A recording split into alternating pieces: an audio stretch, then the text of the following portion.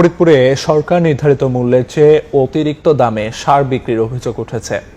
কৃষক বলছেন, কৃত্রিম সংকট দেখিয়ে অতিরিক্ত দামে সার কিনতে বাধ্য করা হচ্ছে তাদের। তবে ডিলাররা বলছেন, খুচরা ব্যবসায়ীরাই এ ধরনের কাজ করছেন। অভিযোগের সত্যতা পাওয়া গেলে আইনি ব্যবস্থা নেওয়ার কথা জানিয়েছে কৃষি বিভাগ।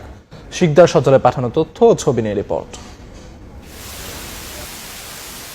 চলছে রবি মৌসুম।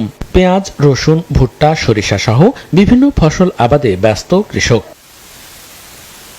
তবে এ মৌসুমে ফরিদপুরে বেশি দামে সার বিক্রির অভিযোগ উঠেছে। কৃষকের অভিযোগ, কৃত্রিম সংকট তৈরি করে বেশি মূল্যে তাদের সার কিনতে বাধ্য করছেন ডিলার ও খুচরা ব্যবসায়ীরা। বিভিন্ন প্রকার সারের 50 কেজির প্রতি বস্তায় বেশি নেওয়া হচ্ছে 1600 থেকে 1800 টাকা পর্যন্ত। এমনকি কেনার সময় দেয়া হচ্ছে না রসিদ। এতে ফসলের উৎপাদন ব্যয় বেড়ে যাওয়ার আশঙ্কা তাদের। সারের খুব সমস্যা, সার পাওয়া যায় না। সরকারি যে রেট তার চেয়ে দ্বিগুণ বেশি। অতিরিক্ত দামে সার কিনে ফসল চাষ করা আমাদের অনেক কষ্টকর হয়ে যাইতেছে। সারে মেমো চাইলে মেমো দেয় না, খালি টাকা অনেক কিছু মেমো দেয় না, কোনো দাম মেমো দেয় না। জন বল যে সার দেন, টকার দেন, সার নাই।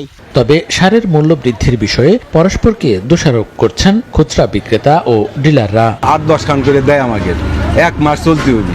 এখন আমরা যদি একদিনে বেচালাই দিই, তাহলে তো মনে করেন যে একটা কৃষক নিয়ে চলে গেল। এই যে আরো যে মাছ ভরে দেয়, আমরা যে ব্যবসা করব, এই ব্যবসা করার জন্য তো মাল পাইতেছি না। যারা বিক্রি করছে, অভিযোগ আমাদের কাছে আসছে, তাদের বিরুদ্ধে আইনানুগ ব্যবস্থা হোক, আমরাও এটা চাই। সারের কোনো সংকট নেই বলছে বিএডিসি, আর কৃষি বিভাগ বলছে অভিযোগের সত্যতা মিললে আইনানুগ ব্যবস্থা নেওয়া হবে। আমাদের গুদামে পর্যাপ্ত সার মজুদ আছে, সারের মজুদের কোনো সমস্যা নাই।